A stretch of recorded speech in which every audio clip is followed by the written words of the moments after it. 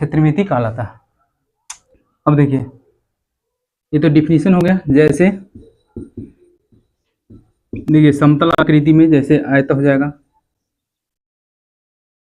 वर्ग हो गया, त्रिभुज हो गया, etc इत्यादि।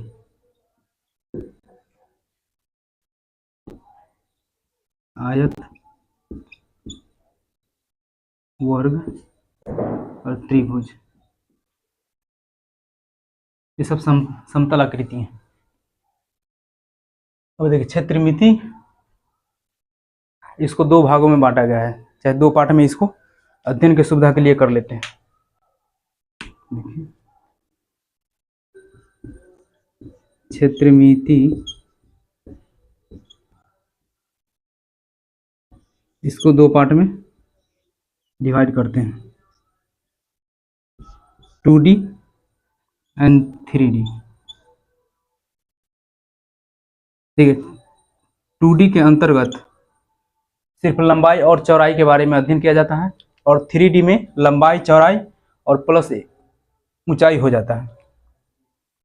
देखिए, 2D के अंतर्गत आता है हमारा आयत हो गया, त्रिभुज हो गया, चतुर्भुज हो गया, etc। और 3D के अंतर्गत हमारा बेलन हो गया, शंकु हो गया, चाहे गोला हो गया। ठीक है, इसमें देखिए सिर्फ लंबाई और चौड़ाई है, और इसमें लंबाई, चौड़ाई और ऊंचाई तीनों दिया गया है, इसलिए इसको 3D कहते हैं, इसमें 2D का इसको कहा जाता है। अब देखिए, हम इसके बारे में एक एक करके जानकारी लेते हैं।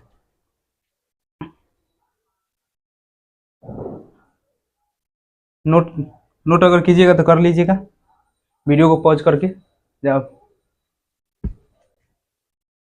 चाहे स्क्रीनशॉट लेकर के साइड हो जाते हैं। अब हम आगे की ओर बढ़ते हैं।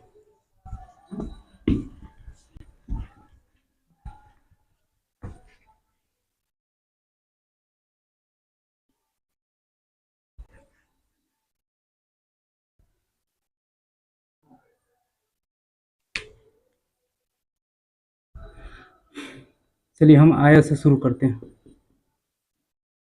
आयत,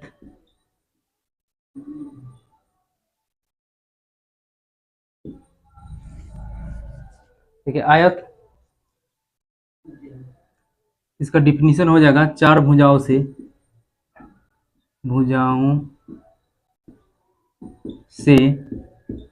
घिरे क्षेत्र को आयत कहते हैं।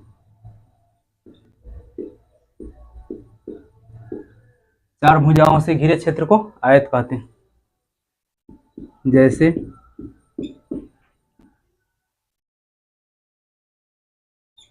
ये हमारा आयत हो गया।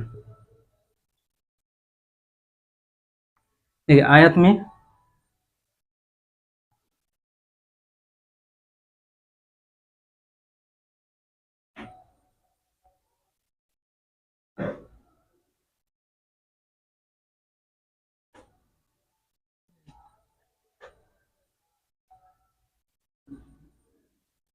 इसमें और हो जाएगा, चार भुजाओं से घिरे क्षेत्र को आयत कहते हैं, और जिसके प्रत्येक कोण 90 डिग्री का हो,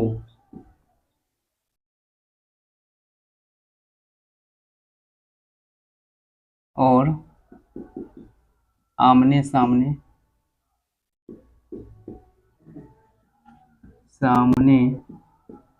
की भुजा बराबर हो।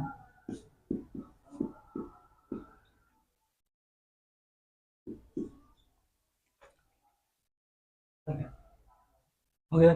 चार भुजाओं से घिरे क्षेत्र को आयत कहते हैं जिसके प्रत्येक कोण 90 डिग्री का हो और आमने सामने की भुजा बराबर हो। इसमें हो जाएगा ये लंबाई हो जाएगा, जिसको एल से डिनोट किया जाता है, और चौड़ाई हो गया बी से डिनोट किया जाता है। इसको लंबाई कहते हैं, इसको चौड़ाई कहा जाता है।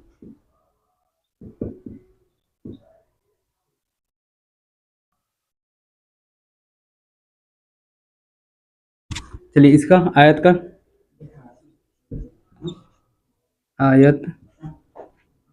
का क्षेत्रफल देखिए। आयत का क्षेत्रफल इसको लंबाई गुणे चौड़ाई, और आयत की परिमाप, आयत की परिमाप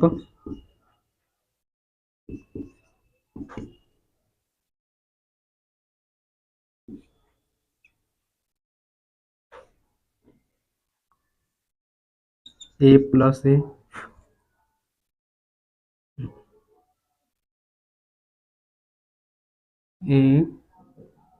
प्लस ए प्लस बी प्लस बी।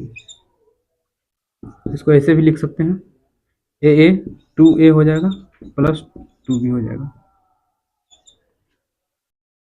इसमें कॉमन ले लेते हैं 2 को, a प्लस बी।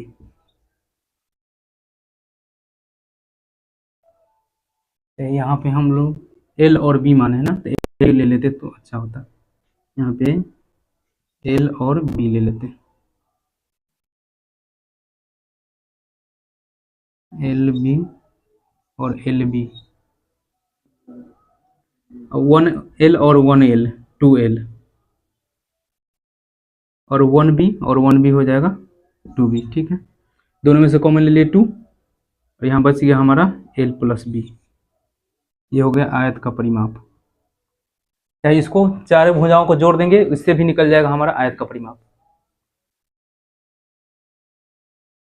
चलिए अब त्रिभुज के बारे में देखते हैं।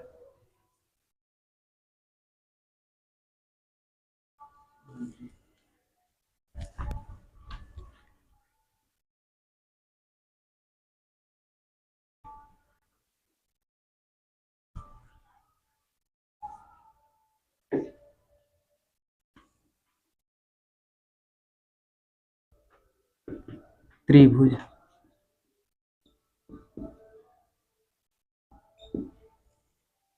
इसका हो जाएगा डिफिनीशन, तीन भुजाओं से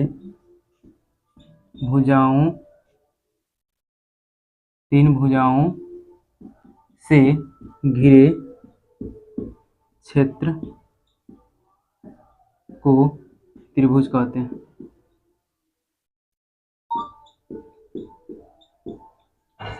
तीन भुजाओं से घिरे क्षेत्र को त्रिभुज कहते हैं।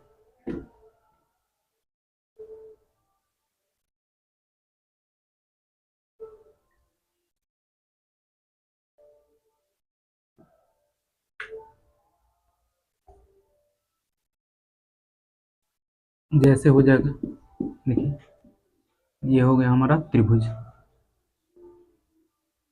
ए बी और ये सी। देखिए त्रिभुज का क्षेत्रफल जानते हैं, त्रिभुज का क्षेत्रफल,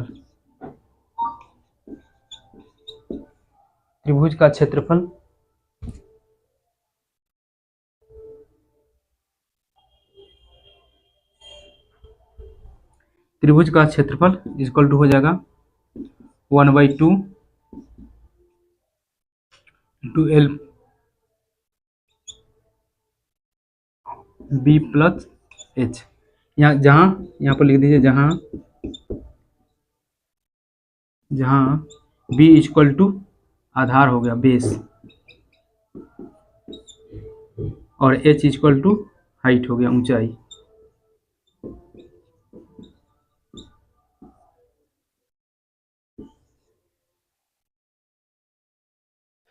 चलिए अब भुजाओं के आधार पे त्रिभुज को 3 भागों में बांटा गया है।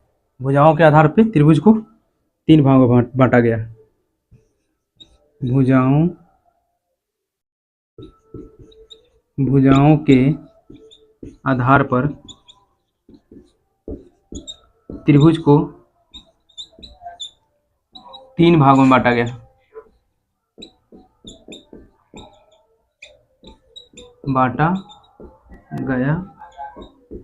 है। भुजाओं के आधार पर त्रिभुज को 3 भागों में बांटा गया। जिसके अंतर्गत फर्स्ट हो जाएगा समबाहु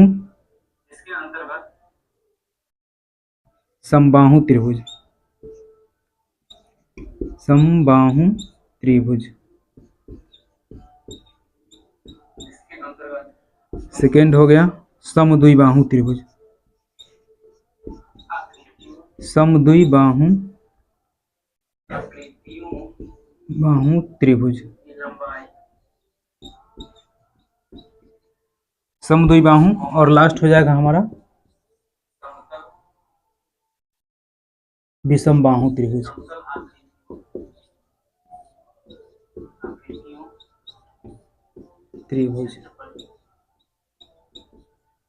ओके, चलिए अब इन तीनों के बारे में एक एक करके पढ़ते हैं।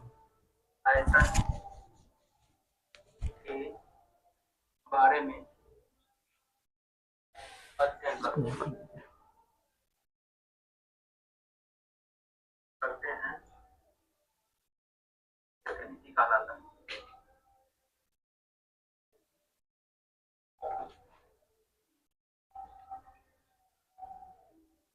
हैं कहलाता है। अब देखिए ये डिफिनेशन हो गया, इरेज करते हैं। ये समतल आकृति में जैसे आयत हो जाएगा, वर्ग हो गया, त्रिभुज हो गया।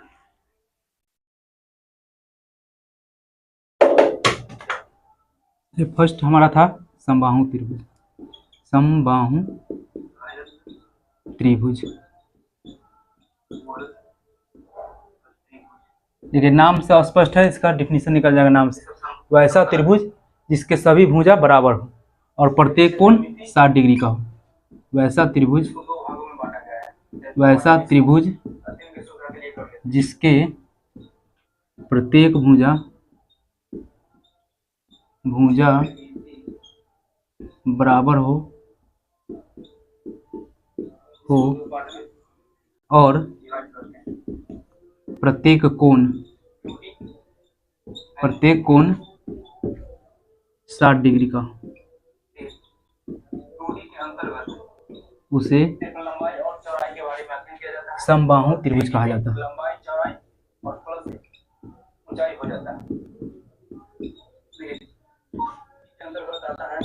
त्रिभुज कहते हैं। इसका फिगर देख लीजिए, जैसे समबाहु त्रिभुज मतलब तीनों भुजा इसका बराबर होना चाहिए।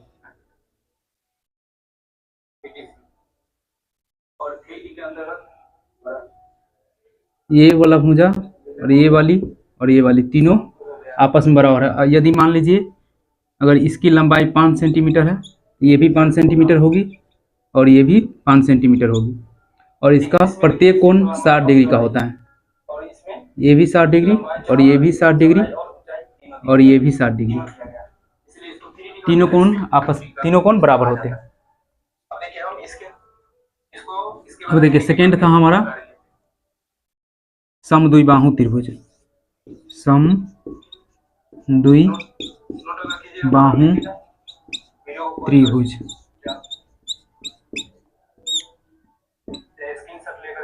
समद्विबाहु त्रिभुज इसका भी नाम से स्पष्ट है। इसका डिफिनीशन वैसा त्रिभुज जिसके दो भुजा आपस में बराबर हो और दो कोण बराबर हो।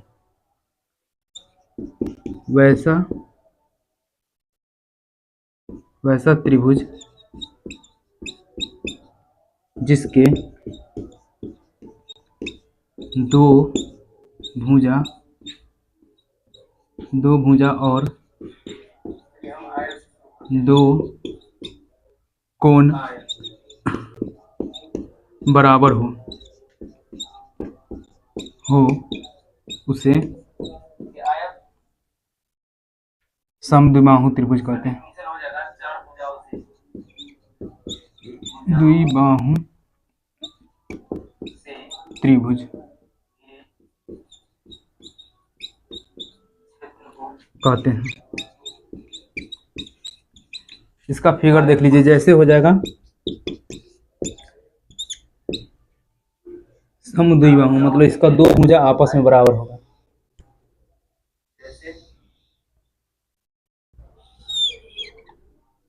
इसका ये वाली भुजा और ये वाली दोनों बराबर है। यदि मान लीजिए ये 4 सेंटीमीटर है तो ये भी 4 सेंटीमीटर है और ये 5 सेंटीमीटर।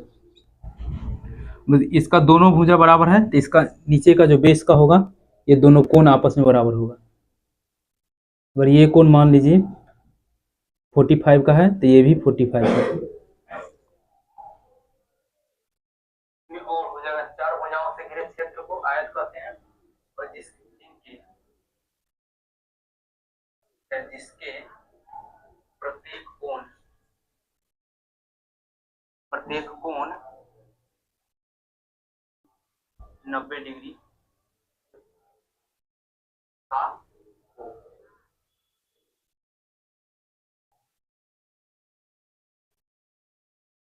और आगे देखते हैं। सामने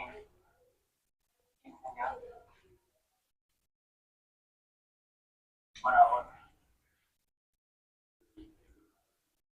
लास्ट हमारा बचा हुआ है विषम बाहु त्रिभुज। विषम बाहु त्रिभुज, विषम बाहु त्रिभुज।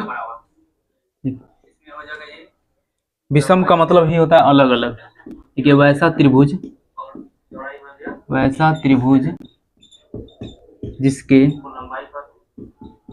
जिसके प्रत्येक भुजा एवं कोण अलग अलग हो या भिन्न हो, या प्रत्येक एवं कोण भिन्न हो, उसे विषम बाहु त्रिभुज कहते हैं। त्रिभुज कहते हैं। इधर a प्लस ए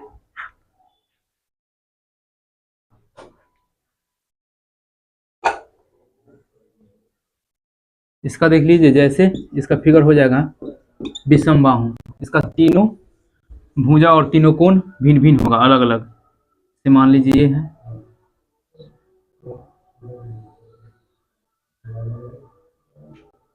अगर ये 4 सेंटीमीटर है तो ये 3 सेंटीमीटर होगा और ये 2 सेंटीमीटर। मतलब तीनों भुजाएं आपस में बराबर नहीं होगी, तीनों अलग अलग होगी। और तीनों कोण भी आपस में बराबर नहीं होता है, तीनों कोण भी अलग अलग होता है, भिन्न भिन्न होते हैं।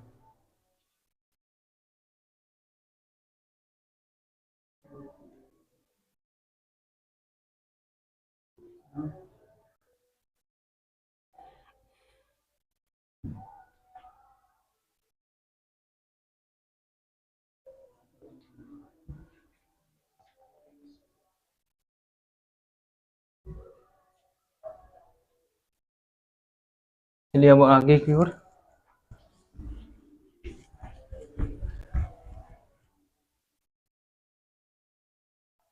अब त्रिभुज को भुजाओं के आधार पर 3 भागों में बांटा गया था, अब इनको कोण के आधार पर भी बांटा गया है।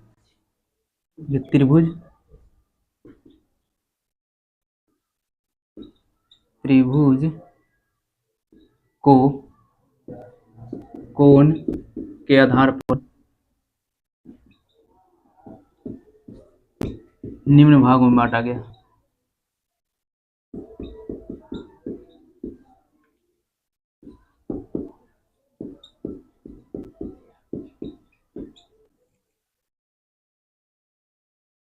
फर्स्ट हो जाएगा हमारा न्यून कोण,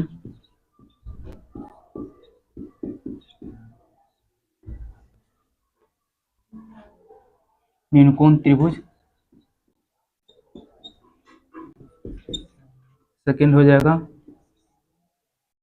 समकोण त्रिभुज, त्रिभुज। थर्ड हो जाएगा अधिकोण त्रिभुज,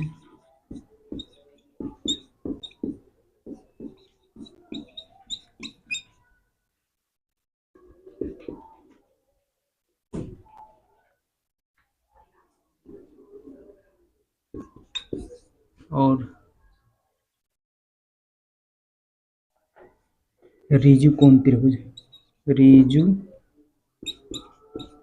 कोण त्रिभुज।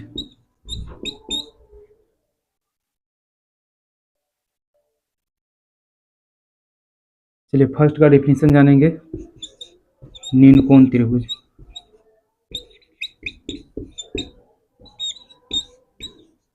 न्यून कोण त्रिभुज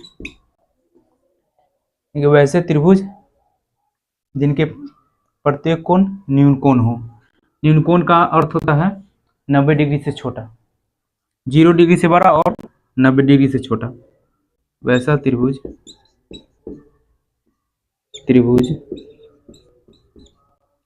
जिनके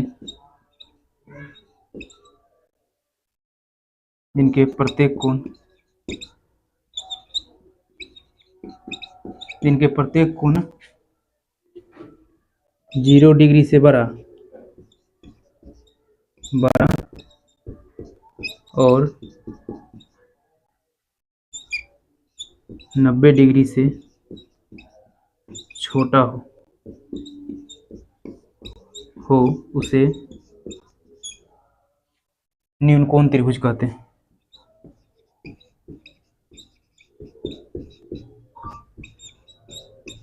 त्रिभुज कहते हैं।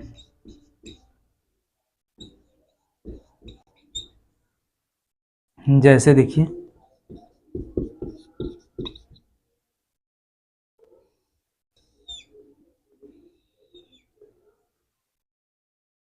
जैसे मान लीजिए 45 है, 60 और ये 75 कर दिया। तीनों कोण क्या है 90 डिग्री से छोटा और 0 डिग्री से बड़ा। और भी ले सकते हैं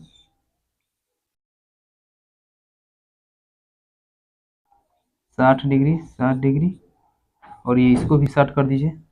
तीनों 90 डिग्री से छोटा है और 0 डिग्री से बड़ा है।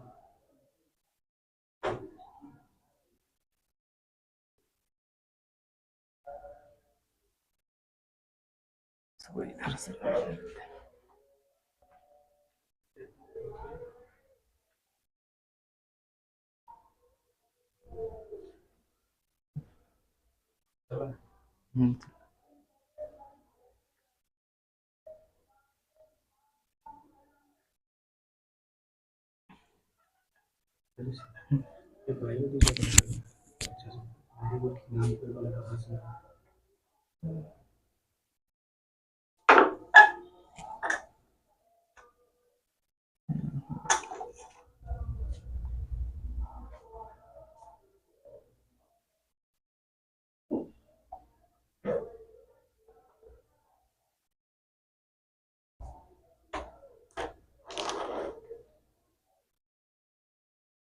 सर क्लास कितने चलेगी?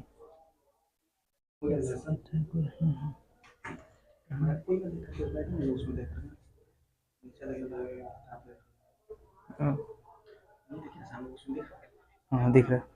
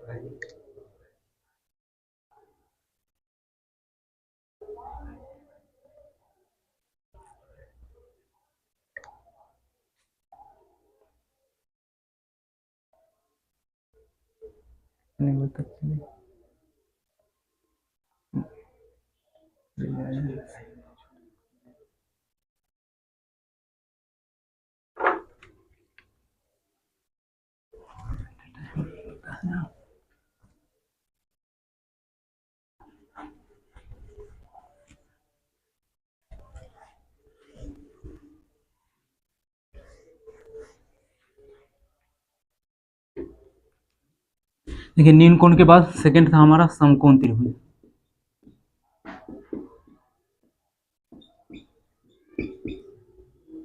समकोण त्रिभुज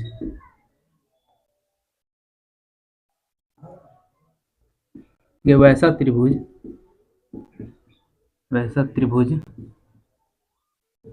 जिसके एक कोण 90 डिग्री का हो उसे समकोण त्रिभुज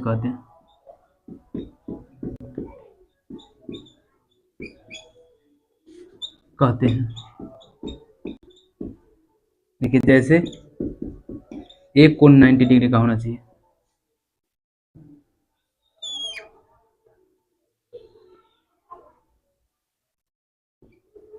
ए बी और ये सी।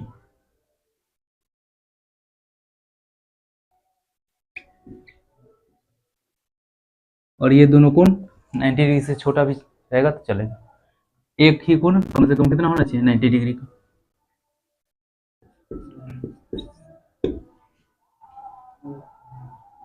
आगे अधिकोण त्रिभुज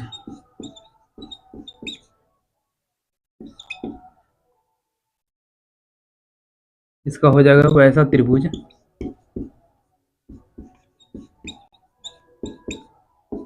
जिसके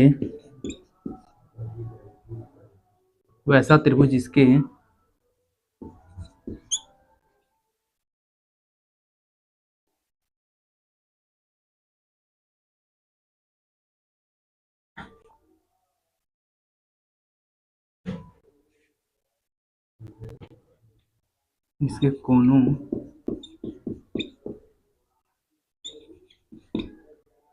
कोनों का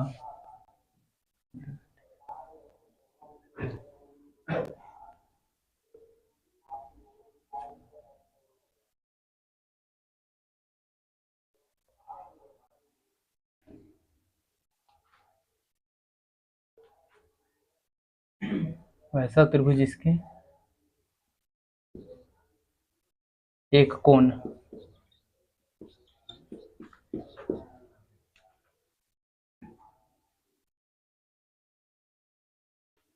90 डिग्री से बड़ा हो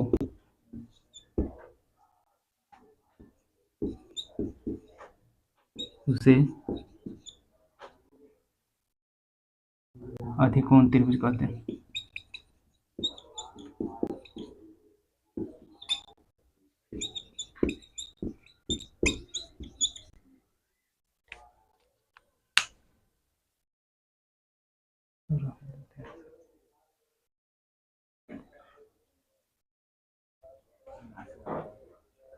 रोकेंगे तो कैसे?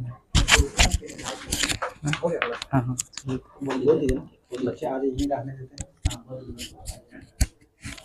ठीक है प्यारे बच्चों, आज की क्लास यहीं तक रहेगी।